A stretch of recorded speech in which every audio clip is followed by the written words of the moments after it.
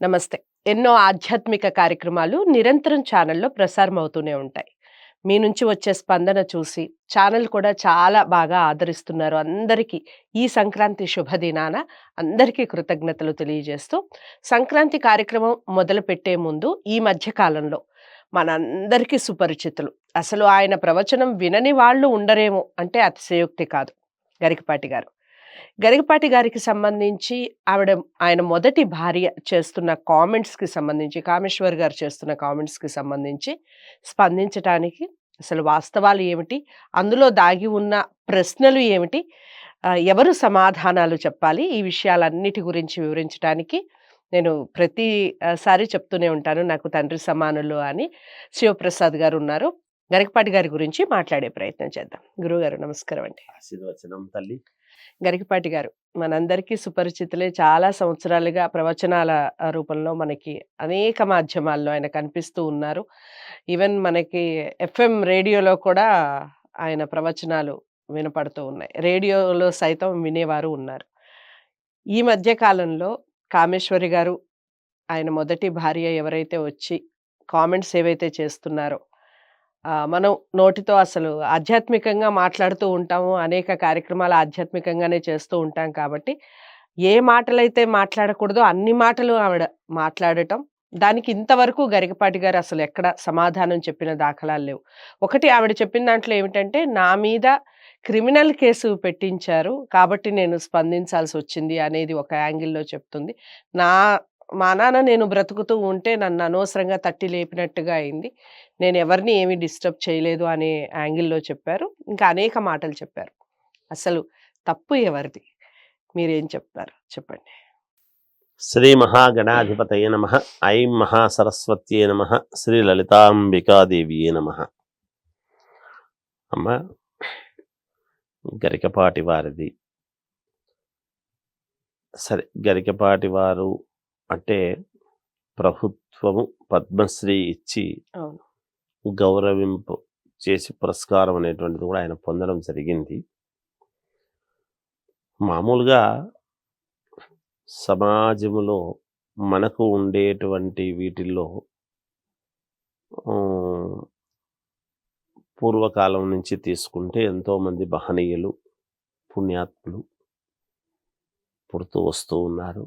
వాళ్ళ యొక్క తెలివితేటలతోనూ జ్ఞాన సంపదతోనూ మన తెలుగు రాష్ట్రాల వాళ్ళకే కాకుండా యావత్ ప్రజానీకానికి, ప్రపంచంలో ఉండేటువంటి తెలుగు వాళ్ళందరికీ కూడా వాళ్ళ యొక్క పుణ్య సంపదను పంచడం అనేటువంటి, మనకు పురాణాలు, ఇతిహాసాలు, శాస్త్రాలు అనేక రకాలుగా ఉండేటువంటి వివిధ గ్రంథాలలో, పుస్తకాలలో ఉండేటువంటి యొక్క జ్ఞాన సంపదను అంతా కూడా ఈ గరికపాటి వారినే కాకుండా కొంతమంది మేధావులు వాళ్ళ యొక్క మస్తకములో పెట్టుకొని యావత్ ప్రపంచమంతా కూడా ఒక ఉన్నతమైనటువంటి దిశగా వెళ్ళాలి అనేటువంటి ఉపన్యాస కార్యక్రమాల ద్వారా, వారి యొక్క ప్రసంగాల ద్వారా జాతిని మేల్కొల్పే విధంగా, యువతకు మేలు జరిగే విధముగా కొన్ని ఉపన్యాసాలు చెప్పేటువంటి విధానములో ఎంతో మంది గతంలో చెప్తూ వచ్చారు. చాలామంది ఈయన చెబుతూ ఉన్నాడు. ఇంకా కొంతమంది మహనీయులు చెప్పేవాళ్ళు చెబుతూనే ఉన్నారు. వాళ్ళల్లో మొదటి వరుసలో గరికపాటి వారు కూడా ఉంటారు అనడంలో ఏమాత్రం అతిశయోక్తి లేదు. గరికపాటి వారిది ఏమిటి అంటే, ఆయన యొక్క పదాలు, ఆయన చెప్పేటువంటి ఇది గరకలాగా కాస్త కటువుగా ఉండినా, ఆ గరక మామూలు గణపతికి చాలా ప్రీతికరమైనటువంటివి కాబట్టి యావత్తు ప్రపంచానికంతా కూడా చాలా తీపిలాగా అనిపించేటువంటి మాటలు, తీపిగా ఉండేట్టుగాను, మంచి జరిగే విధంగానే చెప్తున్నారు. లాగా అంటే ఏదో అలా లేదు అని కాదు, నిజంగా ఆయన ఆ ఉద్దేశంతో చెప్తున్నారు. ఇది మనము నిజంగా కూడా ఇటువంటి వాళ్ళ జీవితంలో ఎంతో కష్టపడి ఒక ఉన్నతమైనటువంటి దిశగా కష్టాలు పడి ఒక్కొక్క ఇది పేర్చుకుంటూ ఈ స్థాయికి రావటం అనేటువంటిది చాలా గొప్ప విషయం. అందరికీ సాధ్యమయ్యేటువంటి విషయం కాదు. ఒకటి. అవును. అంటే ప్రతిభ అనేటువంటిది ఉన్న చోట ఏదో ఒక రకంగా కొన్ని ఇబ్బందులు కూడా ఉంటాయి. హ్మ్. సహజం. అయితే ఒక చిన్న ఇబ్బందిని అనేటువంటిది చూసి మిగతా ప్రతిభనంతా కూడా తీసి పారేసేటువంటి వ్యవహారముగా మనం చేయలేం. హ్మ్. మొదటగా మనం అనుకోవాల్సింది. ఎందుకంటే చాలామంది మహనీయులకు, గొప్పవాళ్లకు, ఇలాంటి వాళ్లకు, పండితులకు ఈయనకంటే ముందు కూడా చాలామంది ఇలాంటి ఇదిలో అనుకుని ఇబ్బందులు పడి ముందు ఏమంటారు అంటే ఇట్లాంటి వాళ్ళనంతా కూడా మేధా సంపత్తితో ఎదుర్కొనేటువంటి ఇది లేనటువంటి వాళ్ళంతా కూడా 2 చోట్ల కదమ్మా. ఒకటి డబ్బు, 2 స్త్రీ. హ్మ్. ఈ 2 తప్ప ఇంకొకటి ఏముండదు వీళ్ళ దగ్గర. హ్మ్. వీళ్ళని అనడానికి, వీళ్ళతో అనడానికి, వీళ్ళ మీద మనము బురద జల్లటానికి ఏమీ ఉండదు. ఒకటి. హ్మ్. హ్మ్.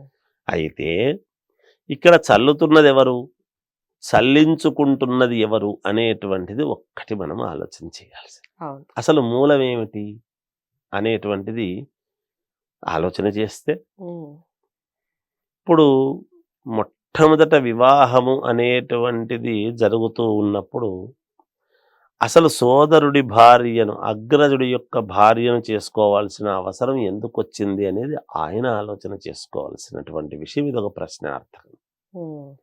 పోని అయితే అయిపోయింది, ఏదైనా గాని గతం గతః అనుకుంటే దాదాపు ఆ తర్వాత మళ్ళీ ఇంకొకరిని చేసుకోవటము, హ్మ్. అది జరిగి కూడా ఒక 30 సంవత్సరాల అవును. పైన కావటము. హ్మ్. హ్మ్. ఇప్పుడు ఉన్నటువంటి ఆమె ఏదో ఈ మొదటి భార్యగా చెప్పుకుంటూ ఉండేటువంటి ఆమె రావటం అనేటువంటిది ఒకటి. ఇక ఆడవాళ్ళ విషయానికి వచ్చేటప్పటికి జనరల్‌గా ప్రపంచంలో ఏముంటుంది అంటే స్త్రీమూర్తుల వైపు ఎక్కువగా మొగ్గు చూపడం అనేటువంటిది సర్వసాధారణమైన విషయం. ఆ! ఎందుకు ఆ మాట అంటున్నాము అంటే స్త్రీ ఎటువంటిదన్నా గాని ఆడవాళ్ళ వైపే మొగ్గు చూపుతాం. హ్మ్. ఆమె మంచా, చెడ్డనా, ఇంకోటా, ఇంకోటా అనేది తర్వాత సంగతి. ముందు హ్మ్. స్త్రీమూర్తి అనేటువంటిది చూడడం జరుగుతుంది.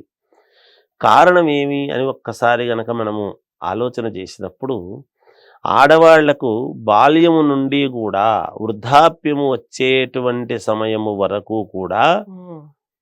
కొన్ని కొన్ని ప్రలోభాలు ఎదురవుతాయి. వీళ్ళు హ్మ్. ప్రలోభ పడతారు అని కాదు. హ్మ్. కొన్ని కొన్ని ఇబ్బందులు ఎదుర్కోవాల్సినటువంటి పరిస్థితి వస్తుంది.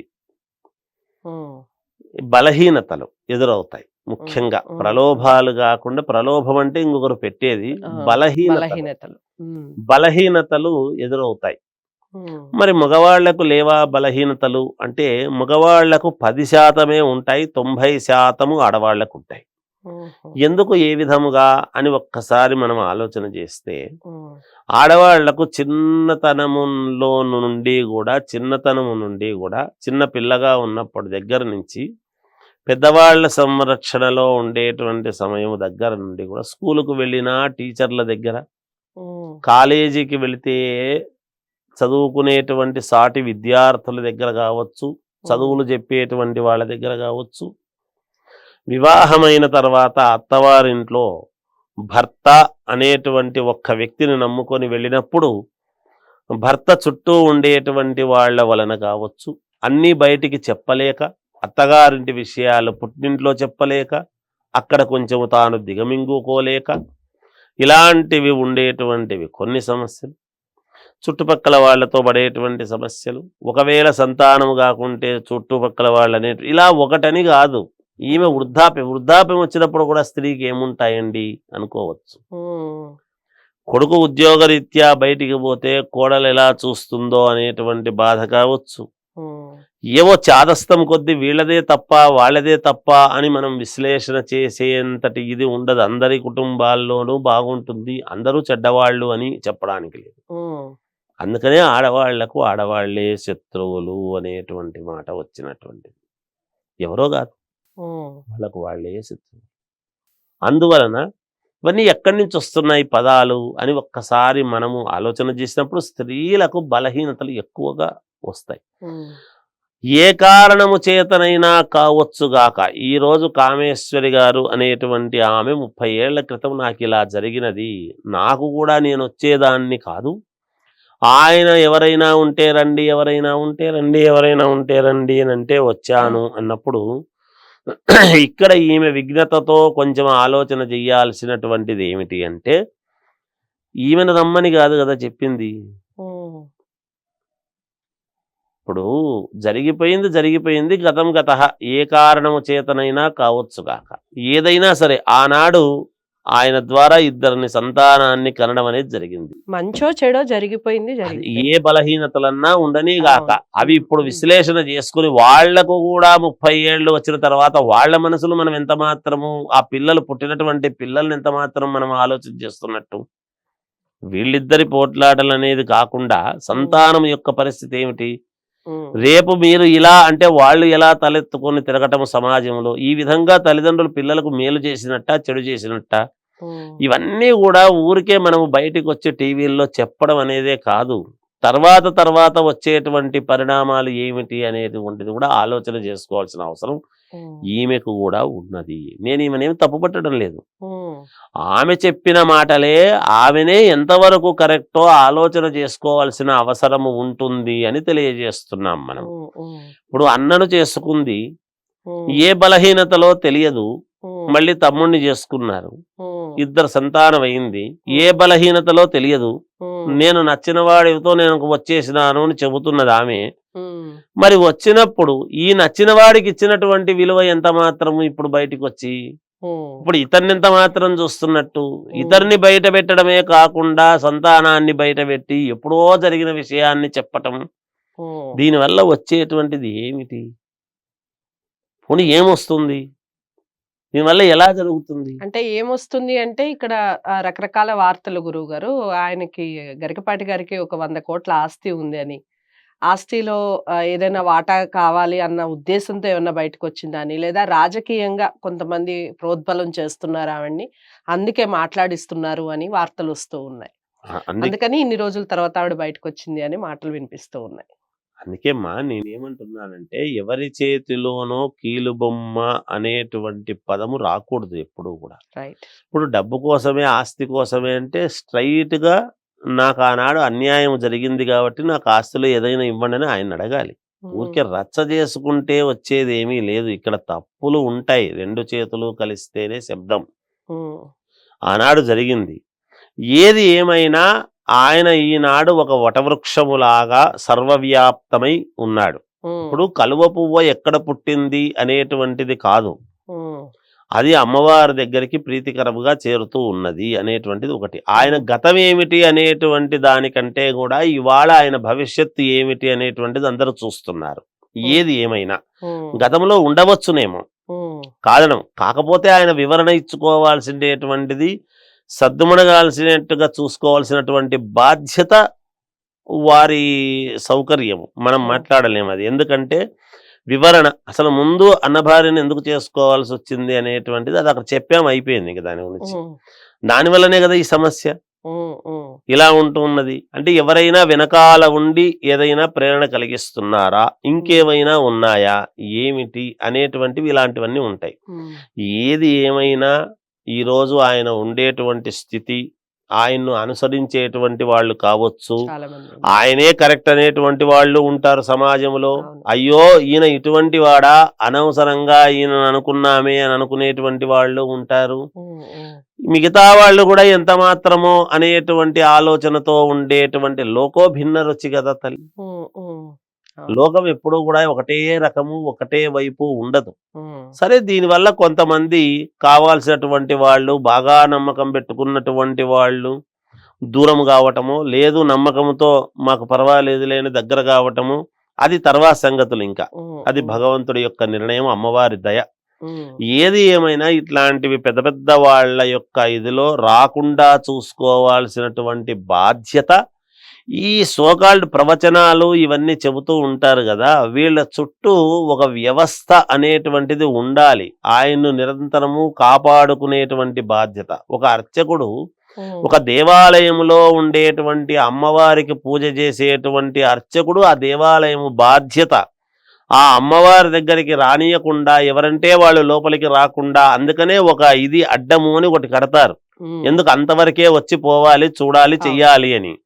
ఇలాంటివి ఏవి రాకుండా చూసుకోవాల్సినటువంటి బాధ్యత, తప్పితాలు అందరి దగ్గర ఉంటాయమ్మా. వ్యక్తులు అన్న తర్వాత ఏ వ్యక్తి నేను చాలా స్వచ్ఛంగా ఉన్నాను, నేను గతంలో ఎటువంటి తప్పు చేయలేదు అనేటువంటిది ఉండదు. ఆనాడు చిన్న చిన్నవే ఇవాళ మనం ఎలా అయితే వటవృక్షమై పెరుగుతూ ఉన్నామో మన సమస్య కూడా ఒకవైపు పెరుగుతూ ఉంటుంది అనేటువంటిది ఆలోచన చేసుకోవాల్సిన అవసరము ఉంటుంది గాక. అది చుట్టూ ఆర్గనైజ్ చేసుకునేటువంటి వాళ్ళు ఇటువంటి మచ్చలు రాకుండా జాగ్రత్త పడాల్సినటువంటి అవసరమైతే ఉంటుంది. ఎందుకు? తప్పిదం జరిగింది కానీ ఒక విజ్ఞానం వైపు ఆయన వచ్చి కొంతమందికి కొంత మేలు చేయాలి, సమాజానికి ఒక ఉన్నతమైనటువంటి దృక్పథంతో నలుగురిని నడిపించాలి అనేటువంటి భావనతో ముందుకు పోతున్నప్పుడు ఆయన చుట్టూ ఆర్గనైజ్ చేసేటువంటి వాడు చాలా అవసరము. ఇంటికి కాంపౌండ్ వాళ్ళు ఎంత అవసరము. ఇట్లాంటి వాళ్లకు కూడా రక్షణగా కావాల్సినటువంటి వాళ్ళు. రక్షణ కావాలి అంటే ఇప్పుడు సినిమా వాళ్ళు పెట్టుకున్నట్టుగా ఏదో బాడీ బిల్డర్స్ పెట్టుకోవడం అని కాదు, జ్ఞానముతో మెలిగేటువంటి వాళ్ళు కావాలి.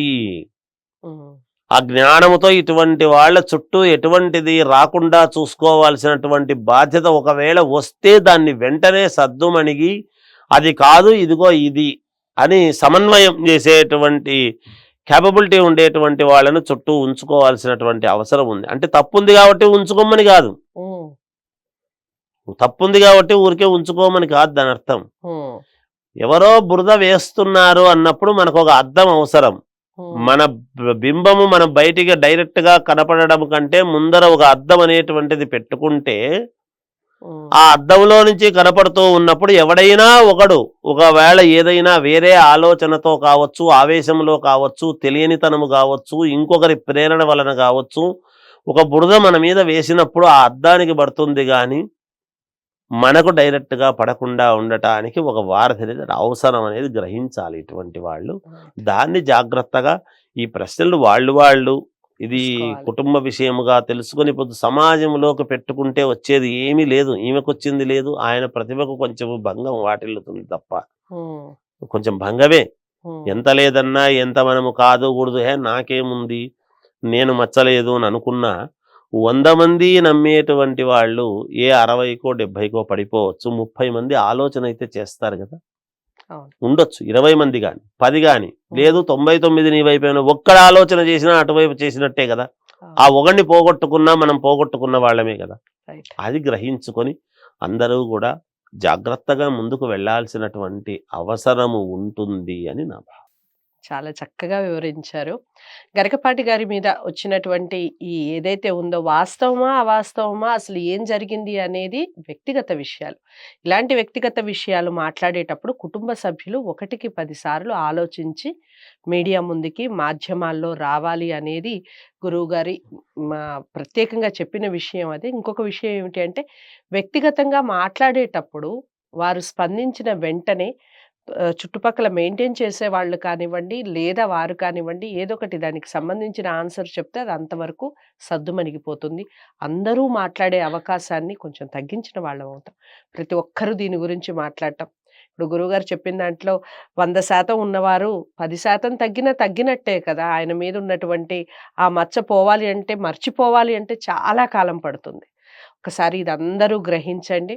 ఇలాంటివి రాకుండా మునుముందు జాగ్రత్త పడాల్సిన అవసరం ప్రతి ఒక్కరి మీద ఉంది. ఆధ్యాత్మికంగా నడిచే వారి ప్రతి ఒక్కరి మీద ఇలాంటి బాధ్యత ఉంది.